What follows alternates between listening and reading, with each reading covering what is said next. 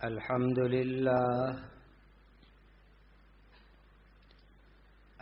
لله نحمده ونستعينه ونستغفره ونؤمن به ونتوكل عليه ونعوذ بالله من شرور أنفسنا ومن سيئات أعمالنا ونعوذ بالله من شرور أنفسنا ومن سيئات أعمالنا ونعوذ بالله من شرور أنفسنا ومن سيئات أعمالنا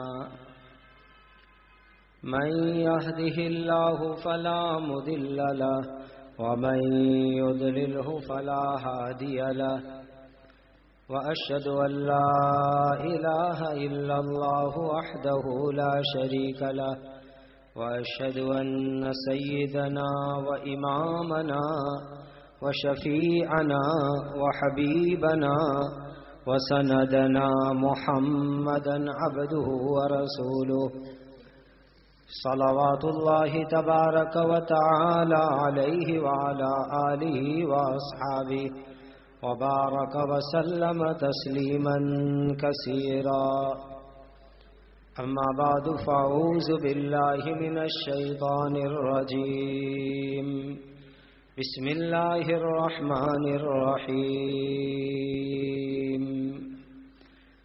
اقرأ باسم ربك الذي خلق خلق الإنسان من علق صدق الله مولانا العظيم وصدق رسوله النبي الكريم ونحن على ذلك لمن الشاهدين درود شریف پڑھ لو ایک مرتبہ اللهم صل وسلم وبارك على سيدنا محمد وعلى آله وأصحابه أجمعين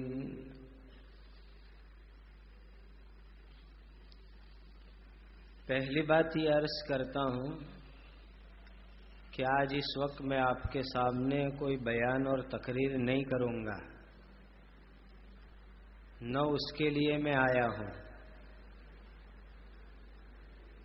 اور جن کے کانٹیکٹ میں زیادہ رہتا ہوں وہ لوگ جانتے ہیں کہ آج کل اس طرح جنرل بیانوں کے لیے بہت کم جاتا ہوں، بہت کم تاریخیں دیتا ہوں،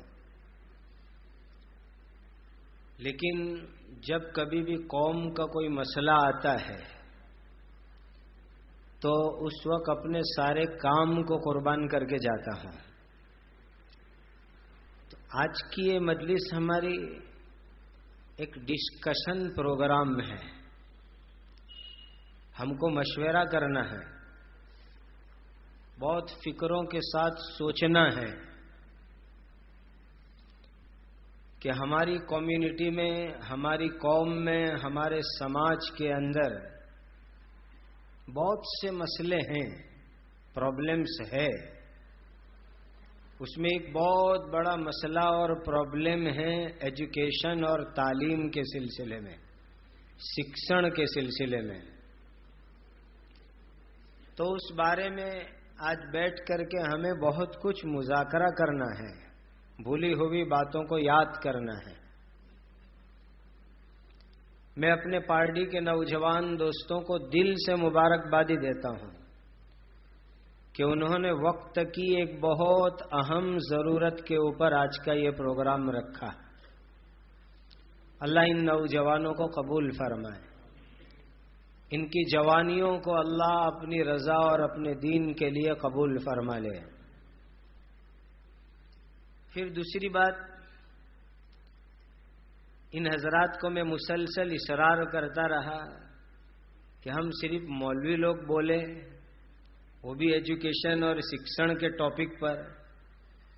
میں نے ان کو پریشر کیا حکم کے درجے میں، چونکہ یہ سب محبت رکھتے ہیں کہ کسی بھی مسلم اسکول کے پرنسپل اور ٹیچروں کو آپ کو لانا ہی لانا ہے اور ان کو لا کے بلوانا بھی ہے، صرف لانا نہیں ہے. تو میں اپنے ان ٹیچر حضرات، پرنسپل حضرات کا بھی شکریہ ادا کرتا ہوں کہ حضرات یہاں آئے اور واقعی بہت دل کی باتیں انہوں نے رکھی ہے. جب یہ دونوں حضرات کی باتیں ہم سن رہے تھے تو میں سرپرائز تھا، تعجب میں تھا کہ کسی مولانا صاحب کا بیان سن رہے ہیں یا کسی پرنسپل صاحب کی باتیں سن رہے ہیں یا کسی ٹیچر صاحب کی بات سن رہے ہیں.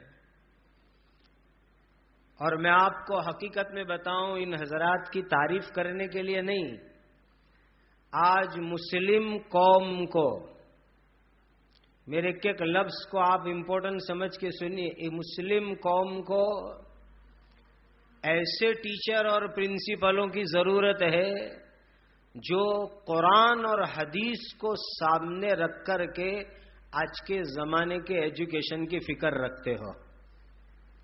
اس کی آج مسلم سماج کو ضرورت ہے. اسی لیے میں ان ٹیچر حضرات کا بہت شکر گزار ہوں. اور یہ ایک ایسا مسئلہ ہے کہ سب کو مل کر کے اس کو حل کرنا ہے. صرف علماء کرام، مولوی لوگ، مفتی لوگ، شیخ الحدیث صاحب یہ اکیلے یہ مسئلہ حل نہیں کر سکتے. جب تک کہ اس میں ہمارے مسلم ٹیچروں کا سپورٹ ہو، ہمارے بچوں کے والیوں کا سپورٹ ہو، پیرنٹس حضرات، اور بڑی بات ہے کہ ان کی مائیں بھی فکر کچھ لیں، تب جا کر کے انشاءاللہ یہ جو مسائل ہے ایجوکیشن اور شکشن اور تعلیم کے لائن کے، ان مسائل کو ہم حل کر سکیں گے. اللہ سے پوری امید ہے ہمیں. آج کے اس پروگرام کی مبارکبادی کے بعد ایک دکھ کی بات بھی بتاؤں میں. مجھے نہیں معلوم کہ ولساڑ ضلع میں کتنے ٹکا مسلمان ہیں. کسی کو معلوم ہو تو بتائیں ظہیر بھائی. کچھ اندازہ ہے کتنے پرسنٹ مسلمان ہیں ولساڑ ڈسٹرکٹ میں؟ 15-20% تو ہوں گے نا. چلو 15-20% مسلمان ہمارے ولساڑ ڈسٹرکٹ میں، مجھے بھی کچھ ایسا ہی اندازہ ہوگا. اب اس کے اندر کوئی اندازہ ہے کسی کے پاس کہ اس 20% کے اندر سے کتنے پرسنٹ مسلمانوں کے بچے ہائر ایجوکیشن میں ہیں، کالج میں ہیں، یونیورسٹی میں، ہائر ایجوکیشن میں کتنے پرسنٹ مسلمان ہیں؟ یہ ہے فگر کسی کے پاس؟ 3 سے 5 پرنسپل صاحب کہہ رہے ہیں 3 سے 5%. پھر یہ ہے کہ جو پرائمری ایجوکیشن ہے، جس کو پراتھمک شاڑا کا شکشن کہتے ہیں، اور ہائی اسکول تک کا ہے، یعنی 1 سے لے کر کے 7, 8, 9, 10، اس میں کتنے پرسنٹ مسلمان جاتے ہیں؟ 50-60% ہوگا یا اس سے بھی کم؟ اس سے بھی کم، 50-60% سے بھی کم. دیکھو یہ سب ڈیٹا ملا ہو، میں آپ کو اپنی دل کی فکر کی بات بتاؤں. ولساڑ ضلع میں 20% مسلمان، ہائر ایجوکیشن میں 3 سے 5% مسلمان، پرائمری اور ہائی اسکول سیکشن میں 50 سے 60% مسلمان، اور پورے ولساڑ ضلع کے اندر مسلم پیرنٹس اور مسلم اسٹوڈنٹ کا کوئی اسپیشل پروگرام رکھا جائے، اس میں کتنے پرسنٹ حاضری؟ کتنے پرسنٹ مسلمانوں کی حاضری؟ خدائے پاک کی قسم، اگر 60% مسلمان بھی ہم مان لے کہ جو پرائمری اور ہائی اسکول لیول میں جاتے ہیں، تو اس ہال سے 10 گنا بڑا ہال آج کے پروگرام کے لیے چاہیے. یہ دکھ کی باتیں کر رہا ہوں کہ آج ایجوکیشن کے بارے میں جو بہت امپورٹنٹ پرابلم ہے قوم کا، پورے سماج کا، اس کے لیے بیٹھ کر کے کچھ مشورہ کرنا ہے. اس میں کتنے % لوگوں کی حاضری ہے؟ ہم تو ماشاءاللہ خوش ہے کہ پورا ہال بھر گیا. لیکن میں تو دکھ سے کہہ رہا ہوں کہ جتنے % مسلمان والی، ماں باپ، اسٹوڈنٹ یہاں آنے چاہیے اتنے یہاں اس وقت موجود نہیں ہیں. اور دوسری بات کہوں، اگر میں اس لیے میں نے ان حضرات کو لانے کی درخواست کی تھی کہ اگر یہ باتیں ہم کہوے تو آج قوم کا ایک مزاج، مینٹالٹی یہ بن گئی ہے کہ یہ مولوی لوگ تو ایسی باتیں کہتے ہی رہتے ہیں. دیکھو میں آپ کو بتاؤں، ابھی پرنسپل صاحب کہہ رہے تھے، اگر آپ نے دھیان دیا ہو تو، کہ اسکول کے اندر جو ڈے کی اجوڑی ہوتی ہے، اینوئل ڈے، پیرنٹس ڈے، ایسے جو ڈے کی اجوڑی ہوتی ہے، اور اس میں ماں باپ کو بھی انوائٹ کیا جاتا ہے، پیرنٹس کو انوائٹ کیا جاتا ہے، بلایا جاتا ہے. اس انوائٹیشن کے ملنے کے اوپر جب ہمارے مسلمان ماں باپ بھی پہنچتے ہیں تو کتنے ٹکا مسلمان پہنچتے ہیں ان پروگراموں کے اندر؟ جتنے مسلمان جمعہ کی نماز میں نہیں آتے اس سے زیادہ وہ پروگرام میں جاتے ہیں، اس سے زیادہ. اور جائیں گے بھی کیسے؟ اس پروگرام کے انوروپ لباس اور پہرویش اور ڈریس کے ساتھ جائیں گے. وہاں وہ نہیں دیکھتے کہ ہم مسلمان ہیں تو ہمیں ایسے پروگرام کے اندر ایز اے مسلمان کیسے جانے کا. اور ابھی آپ نے سنا، ہم نے تو یہ نہیں کبھی سوچا بھی تھا کہ مسلمان رات کو 1:30 2 بجے تک اسکول کے پروگراموں میں بیٹھے رہے. اور ابھی اگر میرا یا شیخ صاحب کا بیان لمبا ہو کے 12 بج جاوے تو کل پورے بلساڑ میں رات کو 12 بجے تک بات ہوگی کہ بہت لمبا پروگرام ہوا. اور اسکول میں رات کو 2 بجیں گے تو آرام سے نہیں جھونکا آئے گا، نہ عشاء کی نماز کی فکر ہوگی، نہ مغرب کی نماز کی فکر ہوگی. اور ایسی حالت میں ہم ان پروگراموں کو اٹینڈ کریں گے. ہے کہ نہیں؟ یہ سب دکھ کی باتیں.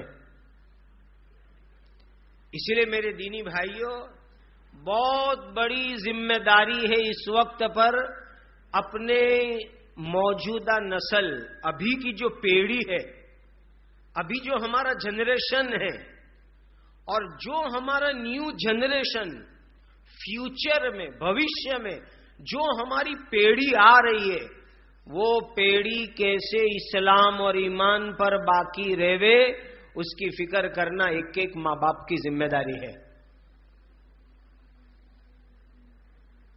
اور جب تک اس کی فکر نہیں کریں گے وہاں تک میرے بھائیوں بہت خطرناک خطرے کے حالات ہیں. ابھی البانیہ کی یہ بات سنا رہے تھے. میں تو دنیا میں گھومنے پھرنے والا انسان ہوں، بہت کچھ دیکھا ہے. میں آپ کو دکھ کی بات بتاؤں، یورپ کے اندر جس ملک میں سب سے پہلے ایمان گیا، یورپ میں، وہ صحابہ کرام کے بعد تابعین کے زمانے میں. آج تو مسلمانوں کو یہ بھی معلوم نہیں کہ تابعین کیا چیز ہوتی ہے.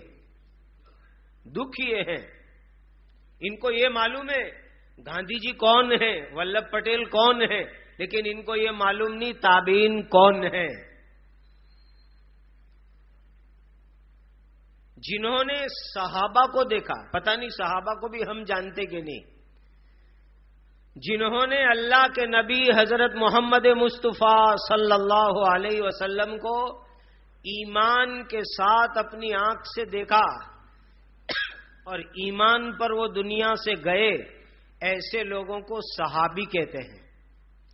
اور صحابی کو دیکھنے والوں کو تابعی کہتے ہیں. اور تابعین کو جن لوگوں نے دیکھا ان کو تبع تابعین کہتے ہیں. یہ بات اس لیے کہہ رہا ہوں میں دکھ سے، ایسے نہیں کہتا.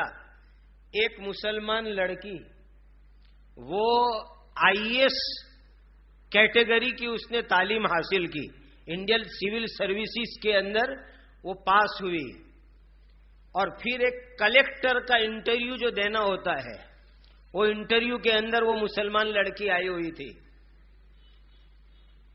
اب قدرت کی بات کہ انٹرویو لینے والے کے اندر ایک مسلمان بھی بیٹھے ہوئے تھے. اس نے اس لڑکی کو سوال کیا, بہن تو کلیکٹر بننے کے لیے آئی, تو مسلمان ہے, تو مجھے اتنی سی ایک بات کا جواب دے دے کہ معراج کیا چیز ہے. تو مسلمان ہے تو معراج کیا چیز ہے وہ بتلا. تو رونا آتا ہے. اس مسلمان لڑکی نے جواب کے اندر یوں کہا کہ معراج کا میننگ ہوتا ہے میرا راج.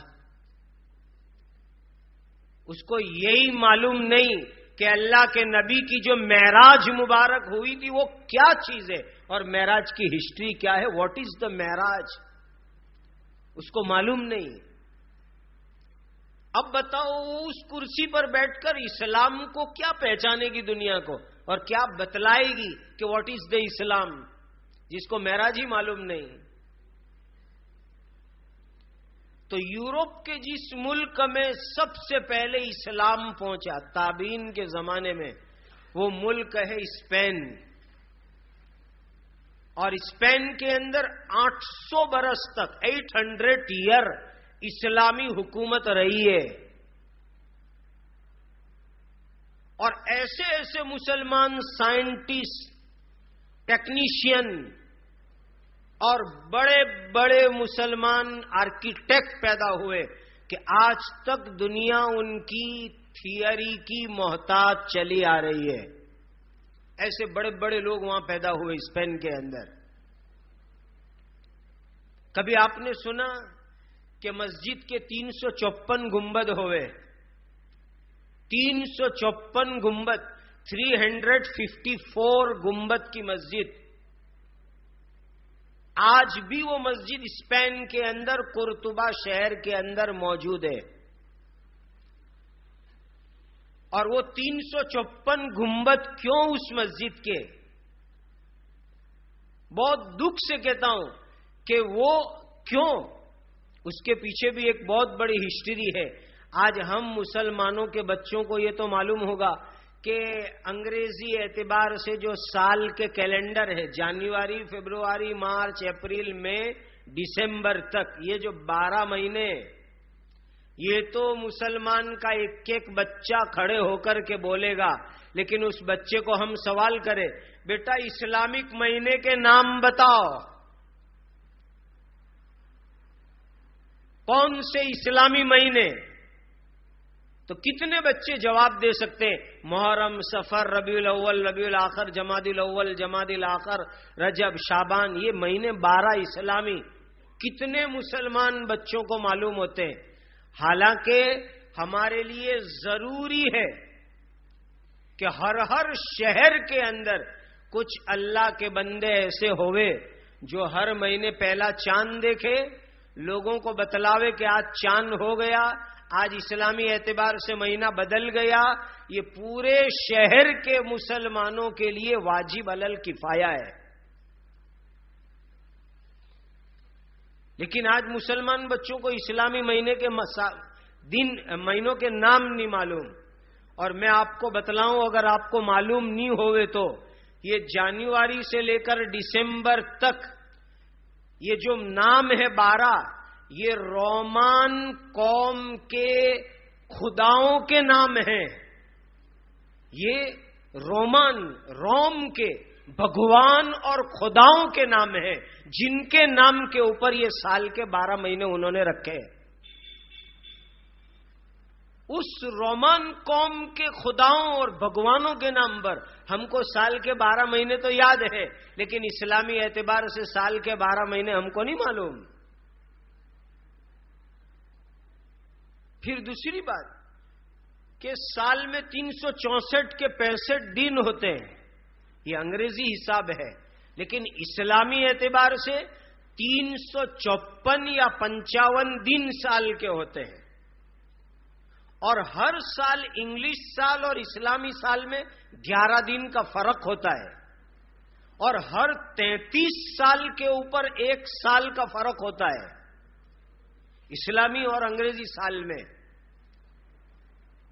یہ ہمارے دین کی چیزیں ہیں, وہ ہم نہیں جانتے. تو اس مسجد میں جو 354 گنبد بنے ہیں وہ کیوں بنے وہ میں آپ کو بتلانا چاہتا ہوں. جو لوگ کھگوڑ شاستر پڑھے ہیں وہ میری ان باتوں کو بہت اچھی طرح سمجھ سکیں گے. یہ سورج جو روزانہ نکلتا ہے اور روزانہ ڈوبتا ہے تو اس کے نکلنے کی جگہ روزانہ ذرا ذرا بدلتی رہتی ہے. روز ایک ہی جگہ سے وہ نہیں نکلتا ہے.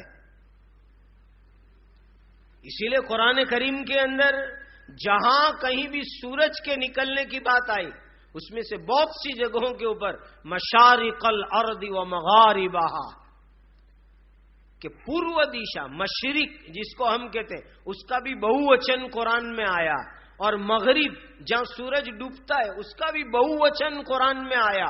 سن سیٹ پوائنٹ, سن رائز پوائنٹ, روزانہ ذرا ذرا ایک ایک پوائنٹ وہ بدلتا ہے. اس وجہ سے آپ دیکھیں گے کہ ابھی ٹھنڈی کے موسم میں سورج آپ کو کراس میں نکلتا نظر آئے گا, پھر تھوڑا ادھر, پھر تھوڑا ادھر, پھر تھوڑا ادھر. پورے سال میں اس کی چال بدلتی ہے. تو مسلم آرکیٹیکٹوں کا دماغ کتنا پاورفل ہوگا کہ انہوں نے 354 گنبد جامع قرطبہ کے اس لیے بنائے اس مسجد کے کہ پورے سال کے 354 دن اور روزانہ سورج کی چال بدلتی ہے تو روزانہ کی چال کے حساب سے ایک گنبد انہوں نے سیٹ کیا تھا تاکہ سورج کی روشنی پورے سال روزانہ پوری مسجد کو ملے اور بغیر لائٹ اور دیوے کے پوری مسجد جگمگاتی رہے. اسی لیے انہوں نے مسجد کے 354 گنبد بنائے. اتنے ہوشیار مسلمان سائنٹسٹ ہوا کرتے تھے اور 1000 کھمبے کی جامع مسجد اسپین کی جامع قرطبہ. یہ کوئی صرف لکھی باتوں کو نہیں بتلا رہا ہوں, اپنی آنکھ سے دیکھی ہوئی باتوں کو بتلا رہا ہوں. 1000 گنبد کی جامع قرطبہ جو حرم شریف کے بعد دنیا کی سب سے بڑی مسجد, اس مسجد کا حال یہ تھا کہ بغیر مائک کے پوری مسجد کے کونے کونے کے اندر آواز پہنچتی ہے. یہ مسلم آرکیٹیکٹوں کا دماغ ہوا کرتا تھا. ایک گارڈن میں ہم گھوم رہے تھے, پورے گارڈن کے اندر ٹھنڈا پانی چل رہا ہے, چھوٹے چھوٹے جھرنے چل رہے پانی کے, اور پورا ایک 4 یا 5 پہاڑ کے اوپر وہ گارڈن ہے, 5-6 کلومیٹر کے ایریے میں. اس گارڈن کے اندر جب ہم گھوم رہے تھے پانی کے جتنے بھی جھرنے بہ رہے تھے اس میں ایسا لگتا تھا کسی واٹر کولر میں سے ٹھنڈا پانی آ رہا ہے. اور کبھی دیکھا زندگی میں کہ یہ جو سیڑھی ہوتی ہے, سیڑھی پر ہاتھ لگانے کے لیے آجو بازو جو ریلنگ ہوتی ہے, اس ریلنگ بھی ایسی بنی ہوئی کہ اس میں بھی پانی چل رہا ہے. کبھی دیکھا زندگی میں؟ اسپین کے قرطبہ شہر کے اس باغیچے میں ہم نے اپنی آنکھ سے دیکھا کہ پورے پہاڑ پر وہ گارڈن, سیڑھیوں کے آجو بازو جو ہاتھ پکڑنے کی جو ریلنگ بنی ہوئی اس کے اندر بھی پانی بہ رہا ہے. اتنے خوبصورت باغیچے. ہم نے عصر کی نماز پڑھی وہ ٹھنڈے پانی سے وضو کر کے, تو میرے دل میں ایک وسوسہ آیا کہ اوپر کی طرف پانی کا کوئی کولر ہوگا, اس کولر کا ویسٹیج پانی یہ جھرنے میں آ رہا ہوگا, تو میری نماز صحیح ہوئی کہ غلط ہوئی, یہ مجھے دل میں شک ہوا. تو ہم ساتھیوں کے ساتھ اوپر نکلے ڈھونڈنے کے لیے کہ یہ پانی کہاں سے آ رہا ہے. چکرا رہے ہیں, گھوم رہے ہیں, پھر رہے ہیں, لیکن کہیں سے پانی کہاں سے چالو ہوتا ہے وہ ملتا ہی نہیں. اتنی ساری اس کی برانچ ہے, شاخائیں, کہ پانی کہاں سے شروع ہوتا ہے وہی نہیں مل رہا ہے. تو اب ہم نے وہاں گارڈن میں جو اسٹاف تھا ان سے سوال کیا, اور ابھی جو ہمارے سامنے بات ہو رہی تھی انگریزی کی لائن سے, تو اس انگریزی کے لائن کے حوالے سے میں آپ کو بات بتلاؤں کہ ان ملکوں کا حال یہ ہے کہ وہاں انگریزی بولنا تو درکنار, کوئی انگریزی پہ تھوکنے بھی تیار نہیں ہوتا ہے. یہ تو ہم پاگل ہیں. 200 साल गुलाम रहे, ये गुलामी का असर है कि हम लोग अंग्रेजी से इतनी मोहब्बत करते हैं। जब लंदन से हम लोग कुर्तुबा एयरपोर्ट पर पहुंचे तो सामने एक जूस की जो है दुकान थी एयरपोर्ट पर, तो मुझे ऑरेंज जूस पीना था। मैंने 4-5 मरतबा अंग्रेजी में कहा, आई नीड 1 ऑरेंज जूस। वो जैसे बहरा हो होटल वाला, वो मेरी बात ही नहीं सुनता। तो हमारे लंदन के जो साथी थे उन्होंने मुझे बताया कि मुफ्ती साहब, ये यूरोप की कंट्री वाले इतने पक्के लोग हैं कि अंग्रेजी सीखते भी नहीं, आता हो तो बोलते भी नहीं, और आता हो तो जवाब भी नहीं देते। इनको इतनी नफरत है अंग्रेजी से। ये तो हम पागल लोग हैं इसके पीछे। का इनको इनकी लैंग्वेज में कहो, स्पेनिश जुबान में, तो जवाब देंगे, वरना ये लोग जवाब नहीं देंगे। तो हम अपने साथ एक साथी ले गए थे जिनको स्पेनिश जबान आती थी। उसने उसको कहा, उसने आधी सेकंड के अंदर जूस तैयार करके हमको दे दिया। जब ये बात देखी मेरे दिल में दुख हुआ। ए अल्लाह, ये कौम है जो आज प्रगति कर रही है, तरक्की कर रही है, अपनी लैंग्वेज, अपनी भाषा, अपने कल्चर से इतनी मोहब्बत है कि वो दूसरी लैंग्वेज और दूसरी भाषा बोलने के लिए तैयार नहीं है।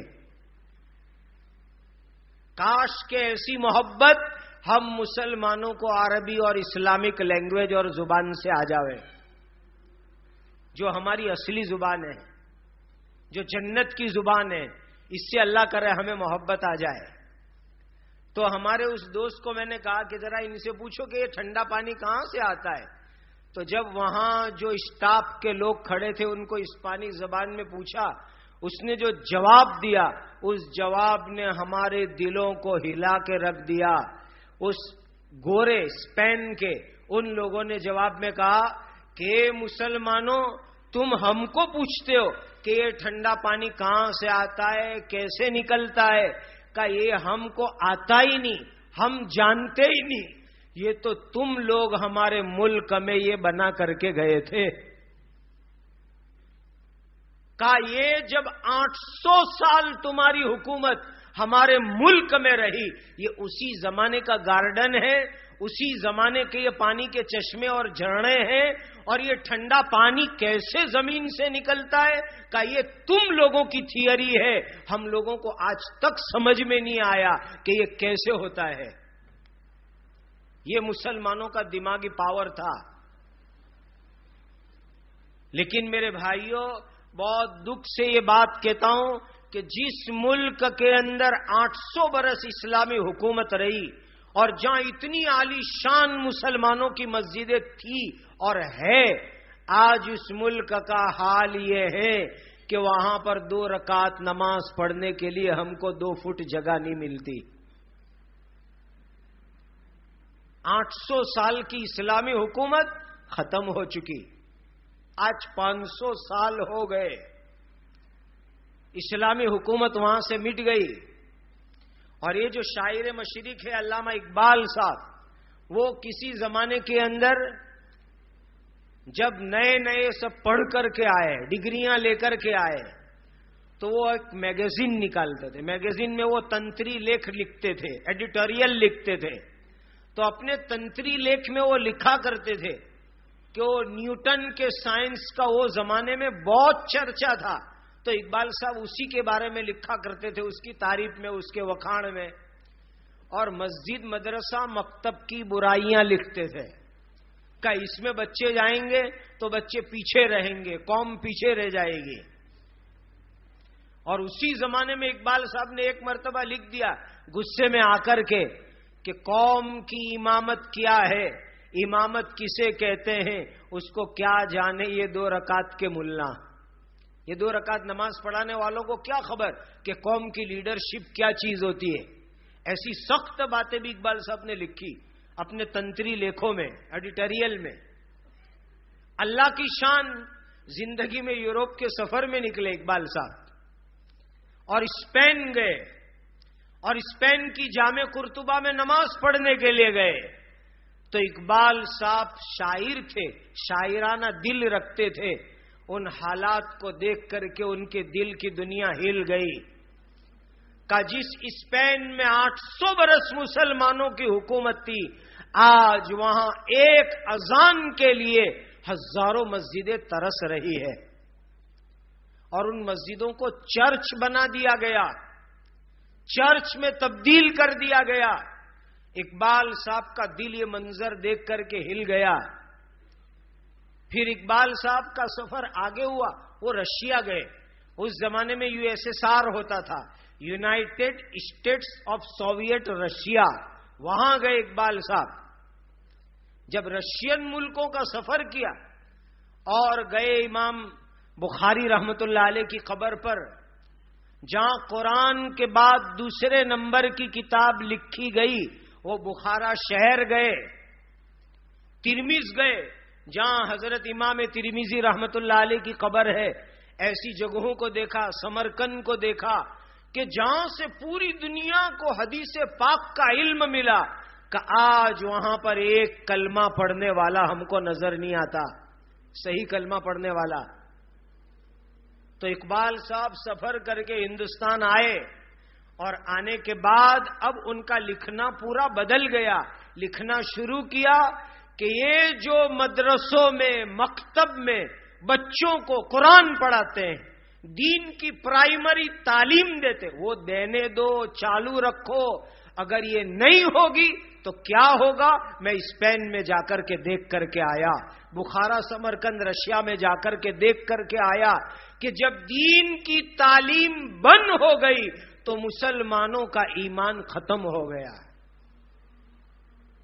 ایمان زندگی سے ختم ہو گیا۔ جیسے ابھی سر کہہ رہے تھے آپ کو کہ آج ایجوکیشن کے نام پہ شرک ہو رہا ہے، تعلیم کے نام پر، شکشن کے نام پر شرک ہو رہا ہے۔ اور آپ کو معلوم ہونا چاہیے، نہیں معلوم ہو تو میں آپ کو بتلا دوں۔ جب ابھی جو سرکولر کی یہ بات کر رہے تھے تو گجرات میں یہ سرکولر آیا تھا وندے ماترم کے فرضیات اور ضروری ہونے پر، تو جمعیت علماء ہند نے اور دوسرے لوگوں نے اس کو ہائی کورٹ کے اندر اس پر اپیل کی تھی۔ تو اللہ کا فضل و کرم، گجرات ہائی کورٹ کا فیصلہ ہے، چکادہ ہے۔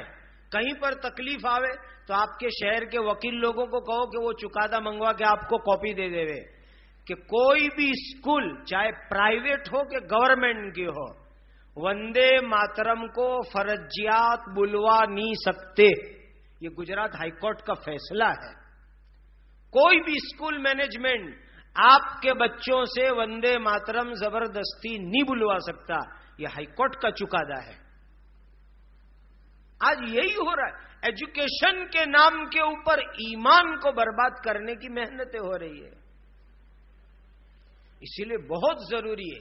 دیکھو میں آپ کو ایک بات اور بہت درد سے بتلاؤں، آپ کسی حکیم کے پاس جاؤ بڑی بڑی بیماریوں میں دوا لینے کے لیے، تو وہ حکیم صاحب آپ کو کیا مشورہ دیں گے کہ بھائی یہ دوا بہت قیمتی اصلی ہیرے موتی سے بنی ہے، اس کو صبح صبح میں بھوکے پیٹ کھانا، پھر اس کے 1 گھنٹے کے بعد ناشتہ کرنا، تو یہ دوا پاورفل اثر کرے گی۔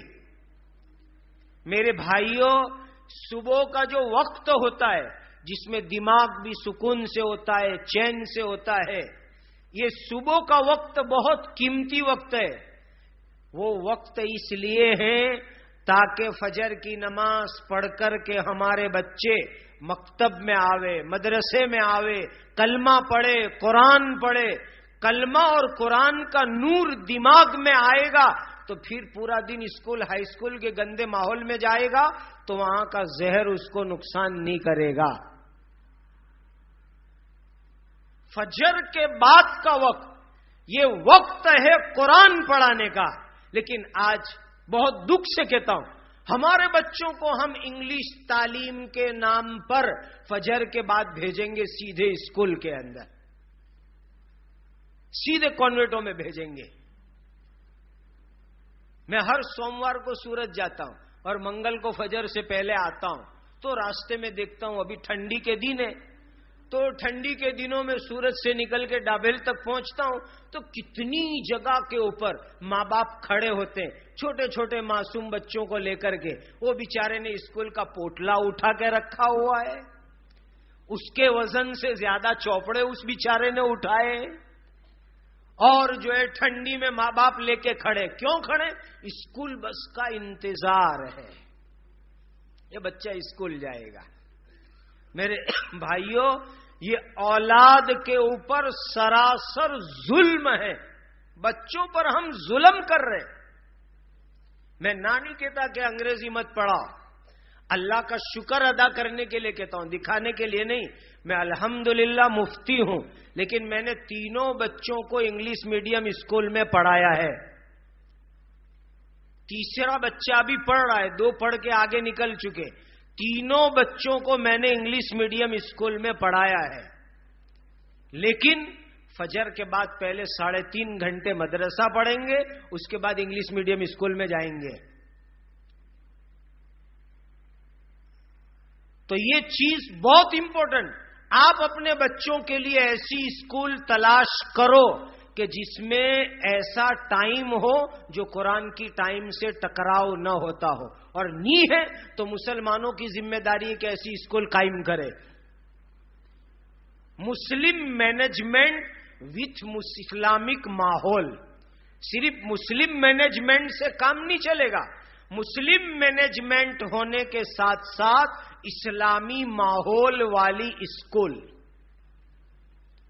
تو فجر کے بعد پہلے ہمارے بچے مدرسے میں آئیں گے، قرآن پڑھیں گے، دین پڑھیں گے. اس کے بعد جاوے 10:30 بجے 11 بجے اسکول کے اندر، اور وہاں جا کر کے انگلش تعلیم سیکھے. ضرور سیکھے، ہم ہرگز منع نہیں کرتے.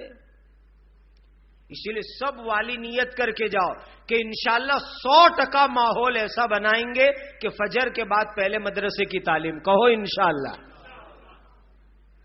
اور اگر ایسی اسکول نہیں ہے تو پہلی فرصت کے اندر ایسی اسکولیں قائم کرو.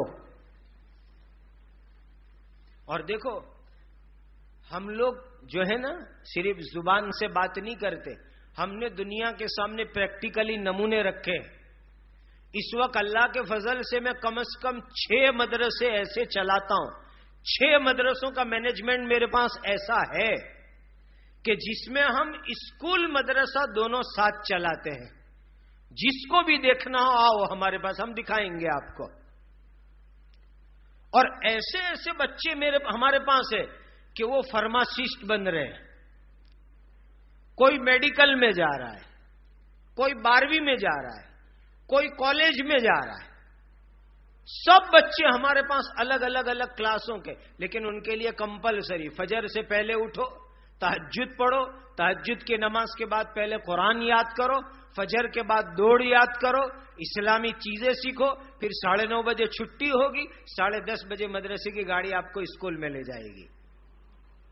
یہ بہت ضروری ہے کہ صبح کا وقت جو فریش دماغ کا وقت ہوتا ہے اس میں ہم اپنے بچوں کو پہلی فرصت میں قرآن پڑھائیں.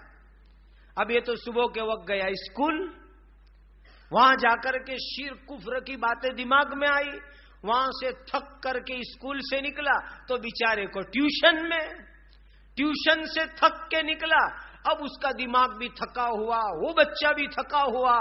تو شام کو 5 بجے وہ تھک چور کے گھر آیا تو کہا ایک آدھ مولوی کو پکڑ رکھا ہے کہ وہ 200-300 روپے لے کر 1 گھنٹہ ٹیوشن پڑھا دے اور آ کر کے اپنے بچوں کو قرآن پڑھا کے چلا جاوے گھر پر. میرے بھائیوں، یہ طریقہ بالکل غلط ہے، بالکل غلط ہے، بالکل غلط ہے. کہ جو بچہ بالکل تھک گیا اب اس کو شام کو قرآن، وہ بھی 1 کلاک، وہ بھی گھر آ کے استاد کو 5 ٹیوشن پڑھانے، تو وہ 1 کلاک میں آدھے کلاک میں کیا پڑھائے گا ہم جانتے ہیں تعلیم کی لائن سے. اسی لیے بہت ضروری ہے ایسا نظام اور سسٹم آپ لوگ قائم کرو. دوسری بات جس کی طرف ابھی صاحب آپ کو توجہ دلا رہے تھے، اگر ہم لوگ کہتے تو آپ کی سمجھ میں جلدی نہیں آتا. آج کل اسکولوں میں کیا ہوتا ہے، یہ ڈے وہ day, Valentine day, parents day, happy new year day, اور پتہ نہیں نہ جانے کتنے ڈے مناتے ہیں.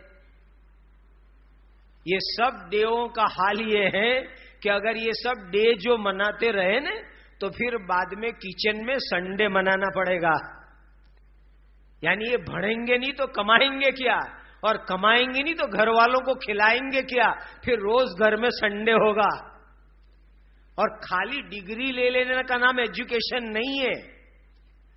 آج تو ڈگریاں جیسی چاہے ایسی بکتی ہے بازار کے اندر پیسوں کے اوپر. ڈگری کا نام ایجوکیشن نہیں ہے، کچھ آتا جاتا بھی ہونا چاہیے. اپنے آج والی لوگوں نے کیا سمجھ رکھا کہ ہم اپنے بچوں کو مہنگی سے مہنگی اسکول میں بھیج دے، مہنگی سے مہنگی اسکول میں جہاں فیس بہت ہوئے، ڈونیشن بہت دینا پڑے.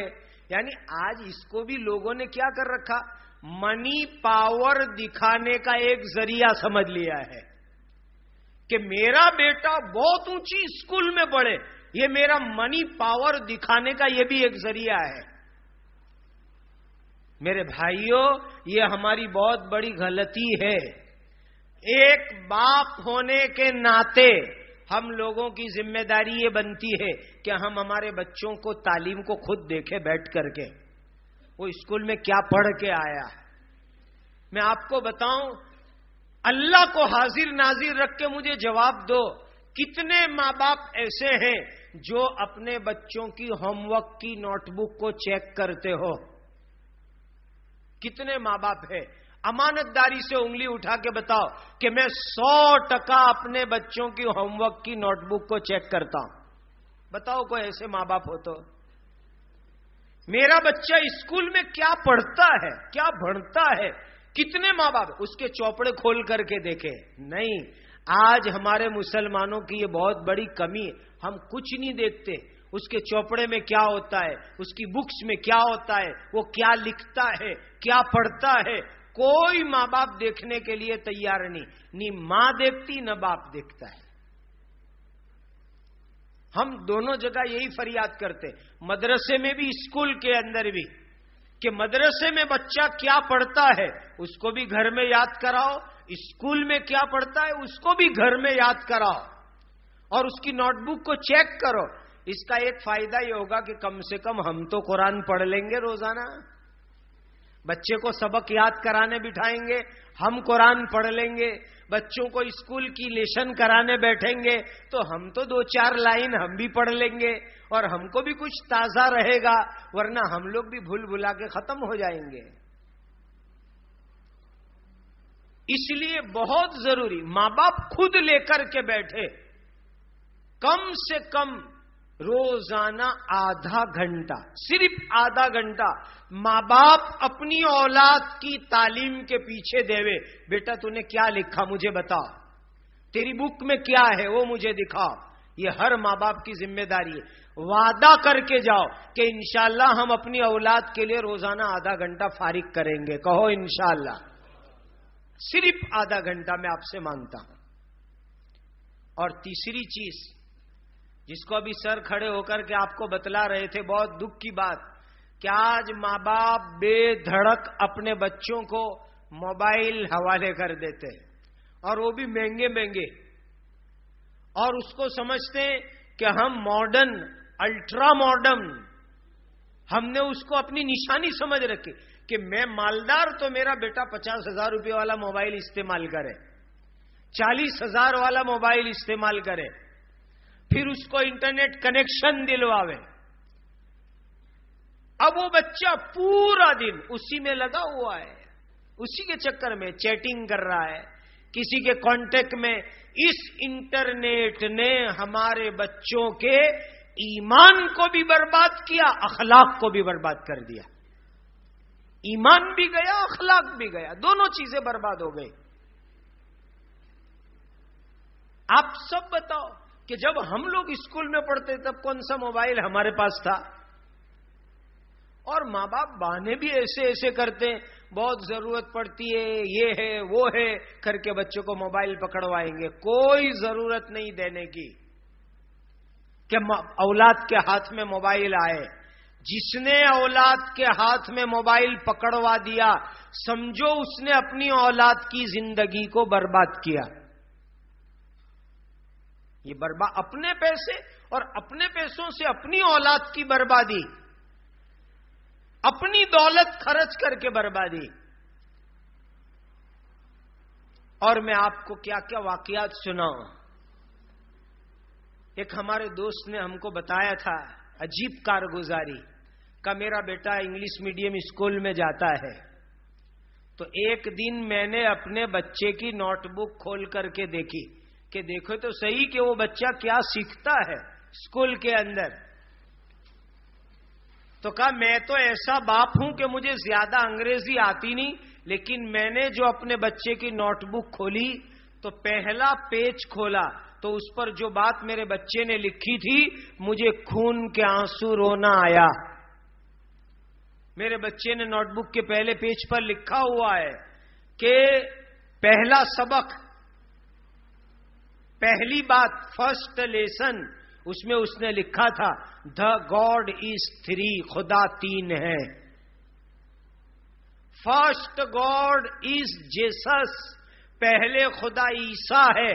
اینڈ سیکنڈ مدر میری, دوسری خدا مریم ہے. اینڈ تھرڈ گاڈ از اللہ, تیسرے خدا اللہ ہے. ایک مسلمان بیٹے نے لکھا تھا, کہا مجھے رونا اس بات پر آیا کہ میں پسینہ بہا کر کے پیسے کماتا ہوں, اپنے بچے کو انگلش میڈیم میں بھیجتا ہوں, کانوینٹ اسکول میں بھیجتا ہوں, اور وہاں جا کے میرا بچہ ایمان کے بجائے شرک سیکھ کر کے آیا. یہ مجھے رونا آیا. اسی لیے میرے دینی بھائیوں, بہت بڑی ذمہ داری ہے بچوں کو ایمان پر باقی رکھنا, بچوں کو دین پر باقی رکھنا. اس کے لیے ان کی تعلیم میں, ایجوکیشن میں کوئی غلط بات نہ آوے, اس کا خاص خیال رکھو. آج یہ زہریلا زمانہ ہے, زہریلا ماحول ہے. اور دیکھیے, میں بچوں سے بھی کہوں گا کہ اپنے ماں باپ کے ساتھ فرما برداری کے ساتھ رہو, ماں باپ کا دل خوش رکھو. قرآن میں اللہ نے فرمایا کہ وَبِالْوَالِدَيْنِ إِحْسَانًا, وَبِالْوَالِدَيْنِ إِحْسَانًا إِمَّا يَبْلُغَنَّ عِندَكَ الْكِبَرَ أَحَدُهُمَا أَوْ كِلَاهُمَا فَلَا تَقُل لَّهُمَا أُفٍّ وَلَا تَنْهَرْهُمَا وَقُل لَّهُمَا قَوْلًا كَرِيمًا. اپنے ماں باپ کو بہت عزت سے رکھو, اکرام سے رکھو, محبت سے رکھو. اپنے ماں باپ کو یاد رکھو, آج اپنے ماں باپ سے محبت اور خدمت کرو گے تو کل تمہاری اولاد تم سے محبت اور خدمت کرے گی. حدیث میں آتا ہے برو آباءکم, تم تمہارے ماں باپ سے اچھا سلوک کرو, تمہاری اولاد تمہارے ساتھ اچھا سلوک کرے گی. یہ دنیا تو گنبد کی آواز ہے. ابھی ہماری یہاں قصہ ہوا, ایک نوجوان نے اپنے باپ کو لکڑی سے مارا, پکڑ کے بڈھے باپ کو گھر سے باہر لایا, اور گھر سے باہر لا کر لکڑی سے مارا بوڑھے باپ کو. تو محلے میں سب لوگوں کو دکھ ہوا, کیسا نوجوان بیٹا جوانی کے نشے میں اتنا چور کہ اپنے باپ کو مارتا ہے. تو اس محلے کے ایک بوڑھے آدمی نے جواب کے اندر کہا کہ اس کو جیسی کرنی ویسی بھرنی ہے, میں بڈھا ہوں, مجھے تو پوچھو. کہ اس کو جو آج مار پڑی ہے, آج سے 40 سال پہلے اس بوڑھے نے, جب یہ نوجوان تھا, اپنے باپ کو ایک تماچا مارا تھا. کہ اس نے 40 برس پہلے اپنے باپ کو تماچا مارا تھا, آج اس کے بیٹے نے اس کو لکڑی کے ذریعے سے مارا. یہ دنیا ہے. جیسا ماں باپ کے ساتھ سلوک کرو گے, ایسا سلوک تمہارے ساتھ تمہاری اولاد کرے گی. اور آج تو کیسا ایکسٹرا ایڈوانس زمانہ آ گیا. ہم بولے تو کہتے ہیں مولوی لوگوں کو بولنے میں شرم نہیں آتی. ارے کرنے والوں کو شرم نہیں آتی تو ہم کو بولنے میں کیا شرم آئے. آج تو, پہلے تو یہ ہوتا تھا کہ شادی بیاہ کوئی مسئلہ ہی نہیں ہوتا تھا. اب جتنے وڑیل لوگ ہیں اس میں پوچھو, 90% وڑیل یہ جواب دیں گے کہ ہمارے ماں باپ نے ہم کو کہا یہاں شادی کرنی, ہم نے شادی کر لی. اور آج تو ماں باپ کو تکلیف دینا ہی چھوڑ دیا ہم نے. تلاش کرنے کی تکلیف ہی نہیں دیتے کہ ہمارے لیے لڑکی تلاش کرو یا لڑکی تکلیف دے ہمارے لیے لڑکا تلاش کرو. وہ تو خالی خبر دیتے ہیں کہ ابا یہاں ارادہ ہے شادی کراؤ ورنہ بھگ جائیں گے. الٹیمیٹم بھی ساتھ میں دھمکی بھی. یاد رکھو یہ مزاج بناؤ گے اپنے ماں باپ کو اوور ٹیک کر کے اگر کوئی کام کرو گے شادی کے بعد تمہاری زندگی میں سکون اور چین نہیں آ سکتا. لکھ لینا اس بات کو دل میں. جس ماں نے 9 مہینے پیٹ میں رکھا اور جس باپ نے محنت کر کے کما کے کھلا کے بڑا کیا اس ماں باپ کو دکھ دے کر کے ناراض کر کے ستا کر کے اگر تم نے شادی بھی کر لی تو تمہاری زندگی میں کبھی چین اور سکون نہیں آ سکتا. اس لیے اپنے ماں باپ کے فرما بردار بنو. اور یہ جو سب چکر ہیں، کل ایک ڈاکٹر صاحب کے ساتھ ہم ایک پروگرام میں تھے تو مجھے سنانے لگے کہ کیا آج کے حالات بتاؤں، ہمیں تو نہیں معلوم تھا کہ اتنا گندا ماحول ہو رہا ہے. کہا مفتی صاحب حالات یہ ہیں کہ انٹرنیٹ کے اوپر سے ایک لڑکی کی ننگی تصویر ڈاؤن لوڈ کریں گے، پھر اپنے کلاس کے اندر جو لڑکی ٹارگٹ ہوتی ہے اس کا فوٹو موبائل سے لے کر کے اس کا سر یہ ننگی تصویر پر جوائنٹ کرتے ہیں، پھر اس کو چلا کر کے بلیک میل کرتے ہیں. یہ کہ آج کا گندا ماحول ہے. میں نے کہا ان نوجوانوں کو بتلا دو، ہماری نوجوان بہنوں کو، کہ اس کا بہترین حل یہ ہے کہ ہماری بہنیں برقعے اور پردے کے ساتھ اسکول میں جاوے. یہ اس کا حل. دین کے اندر سب چیزوں کا حل موجود ہے. اگر پردے کے ساتھ تم جاؤ تو تم کو کوئی دیکھے نہیں، تمہارا چہرہ کوئی نہیں دیکھے، اور پھر جو ہے تم اطمینان کے ساتھ اپنی عزت کی سلامتی کے ساتھ تعلیم حاصل کرو. اور میں تو ایک بات کہتا ہوں، پتہ نہیں میری یہ بات جو ہے قوم کے لوگ قبول کرے نہیں کرے.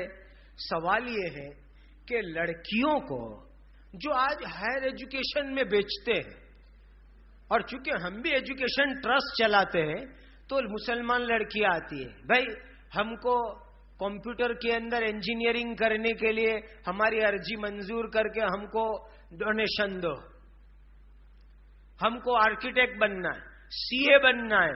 تو میں کہتا ہوں بہن تجھے کیا ضرورت پڑی آرکیٹیکٹ بننے کی؟ تجھے کیا ضرورت پڑی سی اے بننے کی؟ ہاں اگر کوئی مسلمان لڑکی آ کر کے ایسی بات کرے کہ میں ڈاکٹر بننا چاہتی ہوں، گائنک بننا چاہتی ہوں، نرس بننا چاہتی ہوں، اور عورتوں کی لائن کی جو بیماریاں ہوتی ہے اس بیماری میں ایکسپرٹ بننا چاہتی ہوں، تو ہم ان کو کہتے ہیں بہن جہاں اسلامی ماحول ہوئے ایسی کسی کالج میں چلے جاؤ جہاں پردے کے ساتھ رہ کر کے تو اچھی گائنک بنے، اچھی لیڈی ڈاکٹر بنے. آج قوم کو اس کی ضرورت ہے.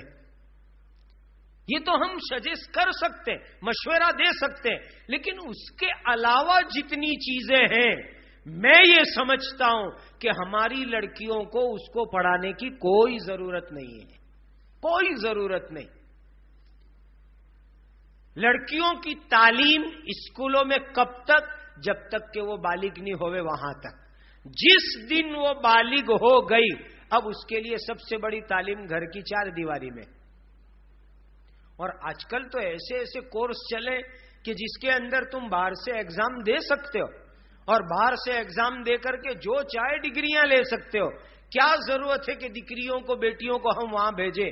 آج جو وہاں کا گندا ماحول ہے اس گندے ماحول کے اندر ہماری بیٹیاں جائے تو ان کے اخلاق کی کوئی گارنٹی نہیں رہتی.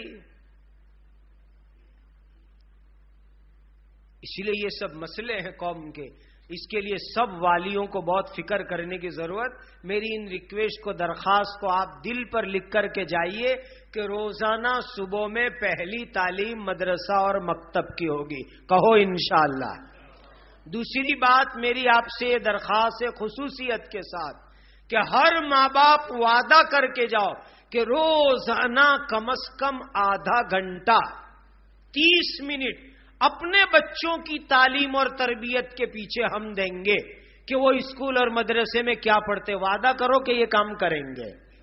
اور تیسری چیز، ہمارے بچوں کے اوپر ذرا دھیان رکھو. جیسے دونوں صاحب نے ابھی بتلایا کہ ان کا فرینڈ سرکل کون ہے, ان کے دوست احباب کون ہیں, ان کا ٹائم ٹیبل کیا ہے, یہ کب جاتے ہیں کب آتے ہیں, اس کی بھی فکر کرو.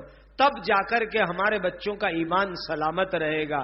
میرے بھائیوں, حالات کے اوپر میں آپ کو ایک حدیث بتلا دوں. حدیث میں نبی کریم صلی اللہ علیہ وسلم نے ارشاد فرمایا, قیامت سے پہلے ایسے حالات آنے ہیں. اندازہ یہ ہے کہ اس حالات کے لیے حضور نے پیشین گوئی فرمائی کہ یصبح مؤمنا ویمسی کافرا, کہ ایک آدمی صبح میں مسلمان ہوگا اور شام کو وہ آدمی کافر بن جائے گا. صبح میں مسلمان, شام کو کافر. اتنا جلدی جلدی ایمان ختم ہوگا, اور شام کو مسلمان ہے تو صبح میں وہ کافر بن جائے گا. آج یہ جو حالات ہے, ان حالات سے ڈر یہ لگتا ہے کہ زندگیوں میں سے ایمان نکل جائے. ہمارے ماں باپ نے, وڈیلوں نے بہت محنت کر کے ہمارے ایمان کو سنبھالا ہے. اب ہم یہ چاہے ہماری اولاد کا ایمان سلامت رہے تو ہم سب کو مل جل کر کے فکر کرنی پڑے گی, اپنے بچوں پر نظر رکھنی پڑے. بھائی پیسے دیتے کیوں ہو ان کو اتنا زیادہ؟ یہ پیسے بچوں کو بگاڑنے والی چیز. آج بے دھڑک ماں باپ بچوں کو پیسے دیتے ہیں, گاڑیاں خرید کر کے دیتے. یہ پیسہ ان بچوں کو بگاڑنے کا بہت بڑا ذریعہ. اور کوئی باپ نہیں دے تو ماں چپکے باپ کی جیب میں سے چوری کر کے دے دیتی ہے. اسی سے تو بچے بگڑتے. اسی لیے پیسوں پر بھی کنٹرول کرو کہ بچوں کے خرچ, پاکٹ منی, اس پر کنٹرول کرنے کی بہت ضرورت, سخت ضرورت. ہمارے ایک بزرگ ہیں, ان کے یہاں کوئی ان کے بچوں کے ہاتھ میں بھی ہدیہ دے کے جاتا ہے تو وہ ناراض ہوتے ہیں. کہتے ہیں کہ بچوں کے ہاتھ میں ہدیہ مت دو, یہ بچے پتہ نہیں وہ چیز گھر میں دیوے کہ نہیں دیوے اور باہر خرچ کر کے بگڑ جاوے. کہ ان کے ماں باپ کو جمع کراؤ کہ یہ تمہارے بچوں کے لیے ہم ہدیہ دے رہے. ان کے ہاتھ میں پیسہ آئے گا, روپیہ آئے گا, پتہ نہیں یہ کہاں خرچ کر دیوے, کہاں اڑا دیوے, اور پھر بچے بگڑ جاوے تو ماں باپ رونے لگتے ہیں. اور دیکھو بھائی, ایک مرتبہ جو بچہ بگڑ گیا تو دنیا کا کوئی بڑے سے بڑا باپو بھی تعویذ بناوے نے تو اس سے وہ سدھر نہیں سکتا. یہ تو ماں باپ کو بچپن میں کرنے کے کام ہے کہ ماں باپ ان پر خوب محنت کرے, فکر کرے. اور سب سے بڑی چیز ان کو آخرت کا فکر, اللہ کا ڈر, نبی کریم صلی اللہ علیہ وسلم کی محبت, شریعت کا علم, قبر کا ڈر. یہی ایک چیز ہے کہ جو بچوں کو بگڑنے سے بچا سکتی ہے. یہی ایک چیز ہے, ورنہ اس کے علاوہ ان کو بچانے کا کوئی راستہ نہیں. اللہ سبحانہ و تعالی مسلمانوں کی موجودہ اور آنے والی نسلوں کے ایمان کی حفاظت فرمائے. اور دیکھو بھائی, بہت دکھ ہوتا ہے, ہمارے بچے اسکول میں جاتے ہیں, ان کی اتنی فریادیں آتی ہے کہ بچے اسکول میں طوفانی, بدماش, شرارتیں کرتے ہیں. میں آپ کو بہت کھل کے بتلاؤں کہ آج ہمارے بچے اسکولوں میں جا کر کے غیر مسلموں کی لڑکیوں کو لائنیں مارتے رہتے ہیں, غیر مسلموں کی لڑکیوں سے لفڑے بازیاں کرتے اور ان سے حرام ناجائز تعلقات قائم کرتے. اور بہت سے تو پھر ان کو لے کر کے بھاگیں گے. آپ کے اس کام کا نقصان کیا ہوتا ہے؟ پوری مسلم قوم بدنام ہوتی ہے. پوری مسلم قوم بدنام ہوتی ہے کہ یہ مسلمان نے ایسے دھندے کیے, یہ مسلمان ایسے. اور بعض مرتبہ تو مسلمانوں کا جان مال خطرے میں آ جاتا ہے. ایک مسلمان لڑکا ہندو لڑکی کو لے کے بھاگ گیا, کرمنل رائٹس ہو جاتے, قومی طوفان ہو جاتے, ہندو مسلم میں جھگڑا ہو جاتا ہے. اور اس کی وجہ سے بیچارے غریبوں کے جھوپڑے جلتے ہیں, دکانیں جلتی ہے, بے گناہ بے قصور مسلمان مرتے. گنہگار کون؟ وہ تو مزہ کر رہا ہے, لے کے بھاگا وہ تو, اور پوری قوم جو ہے خطرے میں آ جاتی ہے. اسی لیے ایسے دھندے مت کرو اللہ کے واسطے جس سے اسلام بدنام ہوئے, مسلمان بدنام ہوئے, پوری قوم بدنام ہو جاوے. ایسا کوئی کام مت کرو حضرت مولانا محمد عمر صاحب پالنپوری رحمت اللہ علیہ کی زبان سے نظام الدین مرکز پر اپنے ان کانوں سے سنا. حضرت فجر کے بعد کے بیان میں فرماتے تھے تمہارے ایک کام کی وجہ سے، تمہارے ایک کام کی وجہ سے اگر اسلام مذہب بدنام ہوا تو تمہاری جہنم کو بھڑکانے کے لیے کافی ہے. تمہارے ایک کام کی وجہ سے تمہارا مذہب بدنام ہو گیا تو تمہاری جہنم کی آگ کو بھڑکانے کے لیے کافی ہے. اپنے اخلاق کو پاکیزہ بناؤ، کیریکٹر کو پاکیزہ بناؤ. میں ویکیشن میں جو ہے اسکول، ہائی اسکول، کالج کے بچوں کے لیے ویکیشن کیمپ کرتا ہوں. پہلے ظہیر بھائی بھی ولساڑ میں کیمپ کرواتے تھے، پتہ نہیں کیوں اب انہوں نے توبہ کر لی. تو بہرحال اسکول کے ایک کیمپ کے موقع پر بمبئی کے اندر جوگیشوری میں ایک پروگرام میں تھا. تو وہاں ایک عجیب کارگزاری ایک کالج کے نوجوان نے سنائی. وہ میں اپنے نوجوان دوستوں کو سنانا چاہتا ہوں کہ اسلامی کیریکٹر کتنی پاورفل چیز ہوتی ہے، اسلامی اخلاق.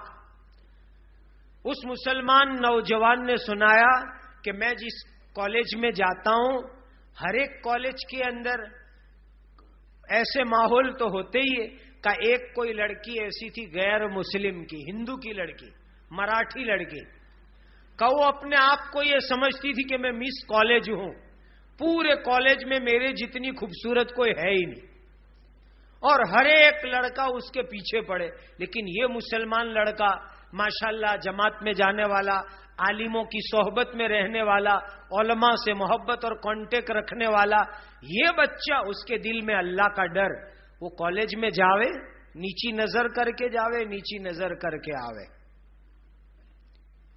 اور یہ جو ہمارے نوجوان دوست کہتے ہیں نا کہ کفنی اظہار پہن کے، ٹوپی پہن کے، داڑھی رکھ کے ہم کیسے اسکول میں جاوے، یہ دھوکہ اور جھوٹ ہے، یہ شیطانیت ہے، نفسانیت ہے. دیکھو ہمارے ایک پرنسپل صاحب ایک ٹیچر ہے، یہ لوگ بھی اسکولوں میں جاتے ہیں. ماشاءاللہ لگتا ہے آپ کا، لگتے ہیں کوئی بڑے مولانا کھڑے ہو کر کے یہاں بیان کر رہے ہیں.